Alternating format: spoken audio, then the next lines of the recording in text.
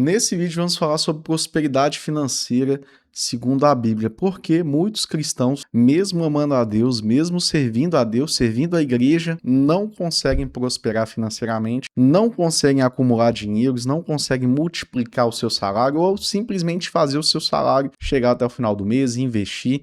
Por que isso acontece com os cristãos? Nesse vídeo eu tenho o objetivo de trazer 3 motivos para você identificar se você está dentro de algum desses 3 perfis que eu vou passar e também qual que seria a solução para você não mais ter a sensação que você recebe seu salário e ele entra dentro de um saco furado e você não vê para onde o dinheiro vai, ele simplesmente acaba. E esse é o objetivo do meu canal, trazer entendimento sobre finanças à luz da palavra para contribuir com o reino. E isso aqui não passa nem perto de teologia da prosperidade. A gente vai ser bíblico sobre N temáticas. A gente crê que Jesus ele pode nos curar, a gente crê que Jesus nos salva, a gente crê que Jesus restaura a nossa vida em N aspectos e, por que não, também a vida financeira ser entregue a Cristo e a gente poder contar com a ajuda do Espírito Santo também para bem administrar os nossos recursos. Então, se você está interessado em progredir na sua área financeira, crescer financeiramente, não só por simplesmente ficar rico, mas ter finanças com propósito, já fica o convite para você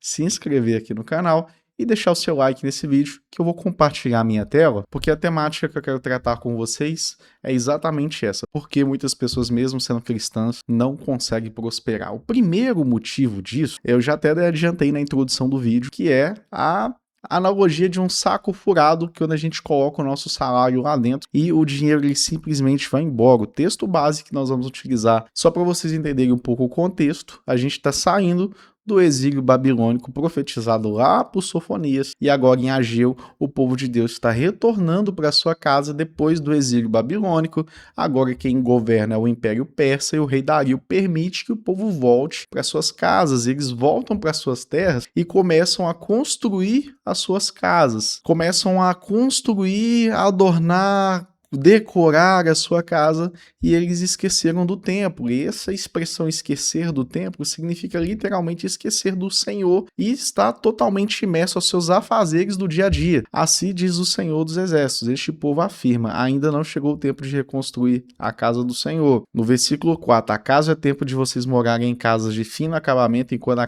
esta casa continua destruída? E aqui eu vou fazer uma interpretação que pode deixar muita gente incomodada, mas o Senhor, o próprio Deus que fez o povo não prosperar. Imagina se o próprio Deus que está fazendo você não conseguir ter prosperidade financeira por causa das prioridades do seu coração, por causa das prioridades da sua vida. É exatamente isso que estava acontecendo com o povo no tempo do profeta Ageu. Voltando aqui para o texto.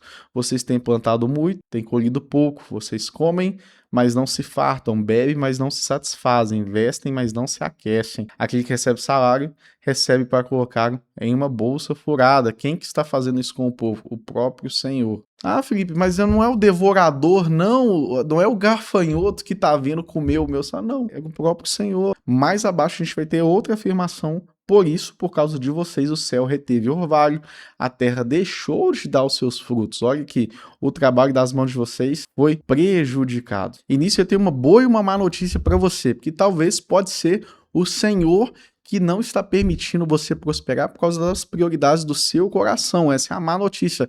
E a boa notícia é que pode ser o Senhor que não está deixando você prosperar por causa das prioridades do seu coração. Alinhe o seu coração. Você é tão importante para Deus que nenhum aspecto da sua vida pode estar fora do controle dele, fora das mãos dele, inclusive a sua vida financeira. Priorize o Senhor. Consagre ao Senhor o seu salário. Recebeu o seu pagamento, Senhor, me ajuda a administrar esse salário, me ajude a administrar esse dinheiro, me dá sabedoria, Senhor, para multiplicar esse dinheiro. Segundo motivo que pode estar deixando você não próspero financeiramente, você está retendo o que não é seu. A gente vai trabalhar o texto de Marcos 10 aqui, que fala sobre um jovem que ele é apresentado a nós como um jovem rico, como o texto, né? Esse momento ele é abordado em outros evangelhos também, mas aqui no livro de Marcos, só para vocês entenderem, o jovem rico chega a Jesus e fala: bom mestre, o que eu preciso fazer para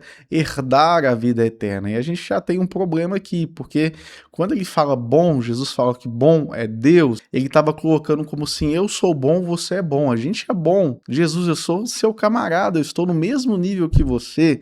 O que eu posso fazer para herdar essa vida eterna? Imagina que o meu filho, por exemplo, tenha que fazer algo para herdar algo meu? Ou será que o seu filho precisa fazer algo para herdar o que é seu? Não, a herança, ela não vem do trabalho. Então, a própria visão do jovem rico estava distorcida em relação ao reino do Senhor.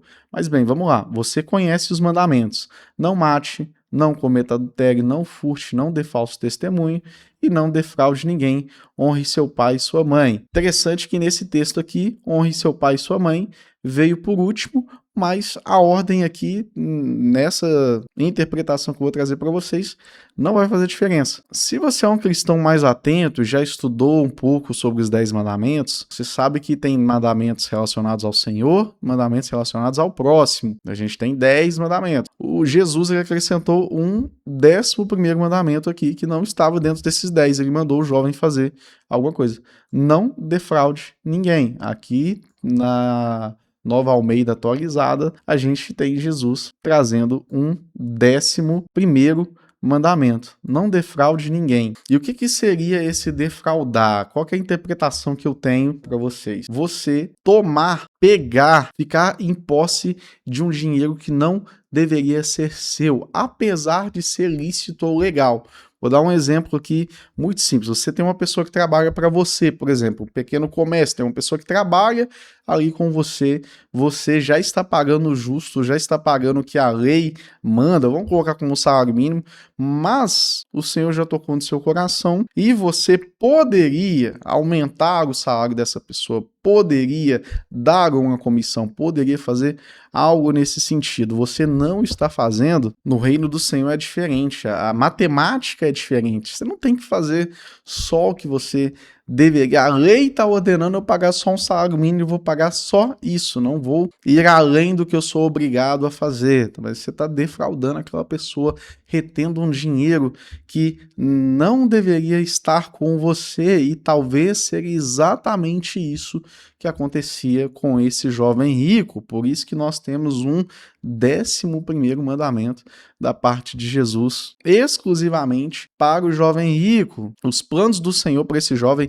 eram diferentes, ele seria um discípulo do Senhor, era para ele vender tudo e dar aos pobres. Para vocês verem como é chocante isso, Jesus, ele traz um ensinamento que choca até os discípulos. Quando a gente continua vendo do texto aqui, os próprios discípulos, Pedro vai falar: nós vendemos tudo para seguir o Senhor, abandonamos tudo para seguir o Senhor, porque os rabinos da época, 10%, no máximo 20%, para proteger a própria pessoa que estava doando. E Jesus ele traz um ensino ali muito profundo sobre a matéria finanças. Eu posso fazer um vídeo só falando sobre esse tema, porque tem um tesouro aqui para a gente interpretar desse texto, mas o jovem, ele sai entristecido e vai embora. Ele mesmo recebendo um convite de ganhar a eternidade, ter seu nome eternizado junto com Cristo, ele preferiu os prazeres da vida cotidiana que o dinheiro poderia dar. Então nós temos que avaliar muito bem o nosso coração, porque o dinheiro ele tem uma capacidade muito grande de se tornar um Deus semelhante a Deus na nossa vida. E o próprio Jesus vai tipificar esse Deus e dar nome para ele como Mamon. E essa pode ser sim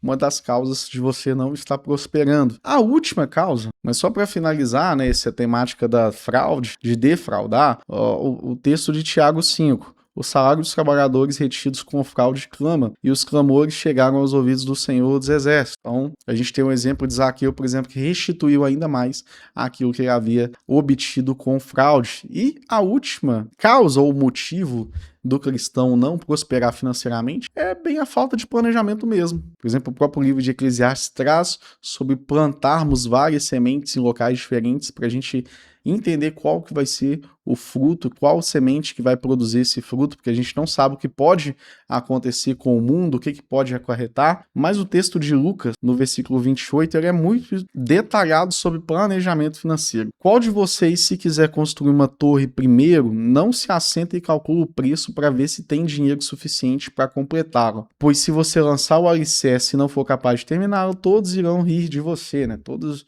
que virem rirão de você. Hoje eu acredito que talvez o maior problema do cristão hoje com dinheiro é gastar mais do que ganha. A palavra já fala que nós devemos planejar e com planejamento recebemos o salário do mês. Antes de você receber o salário, você já precisa ter mapeado o que você vai pagar, o que você tem que pagar primeiro, o que você tem que pagar depois, o cálculo para falarmos dos dízimos e das ofertas. Então, todo o planejamento, todo o entendimento que nós precisamos ter em relação a como nós vamos gastar o dinheiro que nós vamos receber, isso precisa ser antes do pagamento. Porque talvez você já está planejando, eu quero comprar um tênis, eu quero comprar algo específico, quero reformar tal coisa, quero tal peça de roupa, você vai ver, nesse mês realmente não é possível, não vou gastar o cartão de crédito com isso, vou esperar mais 2 meses para trocar de celular, porque eu consigo um desconto maior se for um pagamento à vista, e realmente tentar juntar ali 20, 30, 40, 50 reais todos os meses, um dinheiro que você não vai gastar, para você pegar ali em alguma emergência. Geralmente emergências vão requerer um nível de dinheiro um pouco maior, mas a gente tem que começar por algum lugar. Planejamento. Então aqui eu trouxe 3 pontos que podem impedir o cristão de prosperar. 1, não priorizar o Senhor. 2, reter aquilo que não deveria ser dele. E o terceiro, não planejar, não organizar, não planilhar, não ter alguma espécie de planejamento. E o terceiro, não planejar, sair gastando sem planejamento, sem entender o que você precisa pagar, o que você pode ou não comprar, basicamente gastar mais do que ganha. Avalie seu coração, a pessoa pode não planejar o dinheiro dela e também não está priorizando o Senhor na vida financeira dela, está colocando o Senhor no trono de outras áreas da vida dela, mas na vida financeira não. Avalie seu coração, ame a Deus acima de todas as coisas. Prosperidade é reino, cultura do reino, no céu não há escassez. A Bíblia ela traz muitos conselhos sobre finanças e eu quero trazer para vocês semanalmente esse tipo de conteúdo para edificar a sua vida e a sua vida financeira. Então Deus abençoe a sua vida e até o próximo vídeo.